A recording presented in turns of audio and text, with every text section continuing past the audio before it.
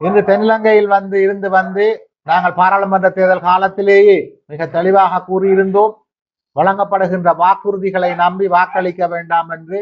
இன்று அரசியல் கட்சிகள் விடுதலை, பயங்கரவாத தடை சட்டம் சம்பந்தமான விடயங்கள் என்பவை இன்றும் பயங்கரவாத தடை சட்டத்தில் நீக்கப்படவில்லை. இன்றும் அரசியல் கைதிகள் விடுதலை நிராசையாகி இருக்கிறது. காணிகள் விடுவிப்பு நடைபெறவில்லை.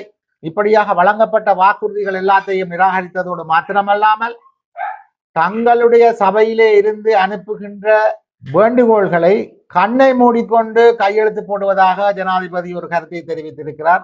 கடந்த காலங்களிலும் தங்களது கட்சிகளில் இருந்து அனுப்பப்பட்ட வேண்டுகோள்களை சபைகளில் இருந்து கண்ணை மூடிக்கொண்டு கையொப்பமிட்டதால் தான் நாடு இந்த முறையான வங்குரோத்து நிலைக்கு அடைந்தது என்பதை அவர் மறந்துவிடக் கூடாது. அதிலிருந்து மீளுவோம், நாங்கள் ஒரு சிஸ்டம் சேஞ்சை கொண்டு வருவோம் என்று சொல்லி இப்பொழுது மீண்டும் கண்ணை மூடிக்கொண்டு கையெழுத்து போடுவோம் என்ற கருத்தை விதைத்திருப்பதானது அபாயகரமான சபை நிர்வாகத்தையே எடுத்து காட்டுகிறது. இன்று கையிட்டு விகாரை போன்று நாளை எங்களுடைய இடத்திலே ஒரு விகாரை அமைக்கப்பட வேண்டும் என்றோ அல்லது ஒரு கோவில் இடிக்கப்பட வேண்டும் என்றோ ஒரு கோரிக்கை சபையிலிருந்து அனுப்பப்பட்டால் அதை கண்ணை மூடிக்கொண்டே கையெழுத்து போடுகின்ற அபாயம் காணப்படுகிறது. ஒரு தொலைக்காட்சி நேர்காணலிலே ஆளும் தரப்பிலிருந்து ஒரு பிரமுகர் தாங்கள் யாழ் மாநகர சபையிலே செய்ய வேண்டிய அபிவிருத்திகள் என்ன என்று ஆராய்ச்சி செய்திருப்பதாக கருத்து சொல்லியிருக்கிறார். அவர் இப்பொழுதுதான் ஆராய்ச்சி செய்து ஆய்ந்து கொண்டிருக்கிறார்கள். ஆகவே புதிதாக ஆளும் கட்சியிலிருந்து வருபவர்களுக்குத்தான் அபிவிருத்தி செய்ய தெரியும் என்ற கருத்தை ஏற்றுக்கொள்ள முடியாது. இன்று தையிட்டி விகாரை அரசாங்கத்தின் இப்பொழுது இருக்கக்கூடிய அரசாங்கத்தின் காலத்தில் நிர்மாணிக்கப்படவில்லை என்று தற்பொழுதுள்ள அரசு தரப்பிலான பாராளுமன்ற உறுப்பினர் ரஜீவன் ஜெயச்சந்திரமூர்த்தி தெரிவித்திருக்கிறார். நான் கேட்கிறேன், விகாரை கட்டப்படவில்லை, ஆனால் அதில் புதிதாக கட்டப்பட்ட மண்டபம் அது திறப்பு விழா நடந்தது உங்களுடைய ஆட்சி காலத்தில். உண்மையாக தமிழ் மக்களுடைய வாக்குகளை பெற்று இனவாதமின்றி செயற்படுபவர்களாக இருந்திருந்தார் இந்த புதிய கட்டட வளாகம் திறக்கப்பட்டிருக்காது, புதிய கட்டடம் கட்டப்பட்டிருக்காது. ஆகவே உங்களுடைய கருத்து ஏற்றுக்கொள்ளப்பட முடியாத ஒன்று. மக்கள் இதிலே தெளிவாக இருக்க வேண்டும். இந்த மண்டப கட்டுமானம் அல்ல, வேறு கட்டுமானங்களும் வருவதற்கான அபாயம் காத்திருக்கிறது. நீங்கள் கேட்ட கேள்வி இந்த ஆழ்ந்த மனதுல ஒரு நியாயம் கிடைக்கும் என்ற நம்பிக்கை இல்லை. ஆனா கிடைக்க வேண்டும்ன்றது மனசுல இருக்கிற வறிய வெற்றிடம். கிடைக்குமான்றது ஒரு கேள்விக்குறி. ஏனென்றால் பிள்ளையான அரெஸ்ட் பண்ணியிருக்கிறார்கள், பிள்ளையானுடைய டிரைவரை அரெஸ்ட் பண்ணியிருக்கிறார்கள். ஆனால் மஹிந்த ராஜபக்சவாக இருக்கலாம், அல்லது கோத்தபாய ராஜபக்சவா இருக்கலாம், அல்லது மைத்திரிபால சிறிசேன அப்போது இருந்த ஜனாதிபதி நல்லாட்சி அதே இதா இருக்கலாம். யாருமே அவர்களுடைய பழைய அரசாங்கத்தை தோண்டுவதாக இல்லை. அந்த அம்பைத்தான் எடுத்திருக்கிறார்கள். அம்பு எய்தவனை பார்க்கவில்லை, அம்பைத்தான் எடுத்திருக்கிறார்கள்.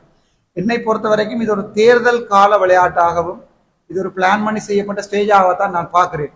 மக்களுடைய நீதி இந்த அரசாங்கத்திலையும் கிடைக்க வேண்டும் என்ற எதிர்பார்ப்போட ஜனாதிபதிக்கு வாக்கு போடுங்கன்னு சொன்ன நான் இப்ப நானே சொல்கிறேன் என்றால் எனக்கு அதில் ஒரு பெரிய சந்தேகம் இருக்குன்னு நான் நினைக்கிறேன். அது சற்று மக்களை ஏமாற்றுகிற வேலையாக போகிறது. ஆனால் உண்மையான சூத்திரதாரிகள் கண்டுபிடிக்கப்பட வேண்டும். அசாத் மௌலானா கொடுத்திருக்கின்ற யூஎன்னுக்கு கொடுத்திருக்கிற அந்த ஸ்டேட்மெண்ட்ஸ், அந்த அபிடவிட் வைத்து கொண்டாவது சில பேரை அரெஸ்ட் பண்ணலாம். ஆனால் யாரையுமே அரெஸ்ட் பண்ணாமல் மறுபடியும் அதன் ரஞ்சன் ராமநாயக் ஒரு தடவை சொல்லியிருப்பார் தெளிவாக, ஒக்கமட்டிக்க யாழுவோம் அல்லி என்று. அவர்கள் பாராளுமன்றத்தில் எப்படி கதைக்கிறார் என்பதை நான் கண்ணால பார்த்தவன். ஆகவே எனக்கு அந்த பெரிய நம்பிக்கை இல்லை. ஆனால் அது உண்மையான விடயம் கிடைக்கும் என்று நான் எதிர்பார்த்தேன்.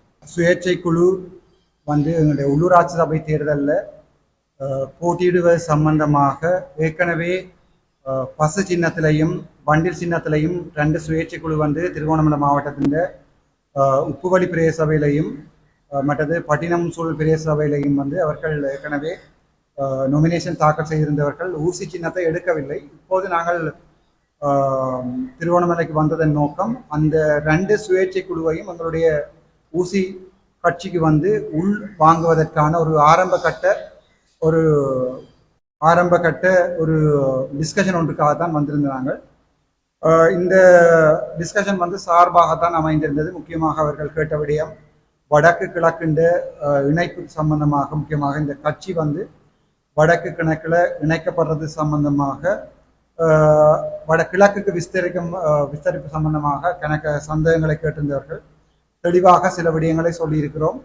கட்சி ரெஜிஸ்டர் பண்ணப்படும் போது அவர்களும் உள்வாங்கப்பட்டு ஒரு பெரிய கட்சியாக வடக்கு கிழக்கு இணைந்த கட்சியாக நாங்கள் போடுவோம் என்ற ஒரு நம்பிக்கை இருக்கிறது எங்களுக்கு. அதுக்கு அவர்கள் என்னுடைய நிலைப்பாட்டை சொல்லியிருக்கிறேன், அவர்களுடைய நிலைப்பாட்டையும் எனக்கு சொல்லியிருக்கிறார்கள். இன்னும் ஓரிரு நாட்களில் அதன் முடிவுகள் அறிவிக்கப்படும். எங்களுடைய திருகோணமலை மட்டுமல்ல, வடக்கிளையும் கிழக்கிளையும் மட்டக்களப்புக்கும் நாங்கள் அடுத்த பயணம் செய்ய இருக்கிறோம். இன்றைய தினம் மாலை 4 மணிக்கு நாங்கள் மட்டக்களப்புக்கு பயணம் செய்கிறோம். அவர்களுடையும் ஆரம்ப கட்ட நடவடிக்கைகளை செய்கிறோம். நாங்கள் ஒரு பொதுவான கொள்கையோடு வைத்திருக்கிறோம். தமிழ் பேசுகின்ற, தமிழ் தேசியம் பேசுகின்ற கட்சிகளோடு சேர்ந்து தான் நாங்கள் ஆட்சி அமைக்கிறோம். அப்படி ஒரு தேவை ஏற்படுமாக இருந்தால் அதில் முன்னுரிமை கொடுக்க போறது வந்து கஜேந்திரகுமார் பொன்னம்பலம் அவர்களுடைய சைக்கிள் கட்சி அல்லது அந்த கூட்டணிக்கு தான் எங்களுடைய முதலாவது முன்னுரிமை இருக்கும். தேவைப்படும் சந்தர்ப்பத்தில் மற்ற தமிழ் கட்சிகளையும் இணைத்து கொள்ள வேண்டிய தேவை, அல்லது நாங்கள் குறைவான ஆசனங்களை பெற்று அவர்களுக்கு கூடிய ஆசனங்கள் கிடைத்திருந்தால் அவர்களோடு சேர்வது சம்பந்தமாக ஒரு பொது முடிவு ஒன்றை நாங்கள் எடுத்திருக்கிறோம். ஆனால் என்பிபி அரசாங்கத்துடன் சேர்வதில்லை என்ற ஒரு தெளிவான முடிவு ஒன்றை எடுத்திருக்கிறோம். ஏனென்றால் அவர்களும் சேர்க்க போவதில்லை. ஆகவே அவர்கள் தமிழ் கட்சிகளோடு சேரப்போவதில்லை ஒரு நாளும். நாங்களும் அவரிடம் எந்த ஒரு தமிழ் கட்சியும் என்பிபி அரசாங்கத்துடன் சேராத என்ற ஒரு நம்பிக்கை இருக்கு. ஆனால் காலம்தான், அந்த தேர்தல் தான் அதுக்குரிய பயில சொல்லுவோம்.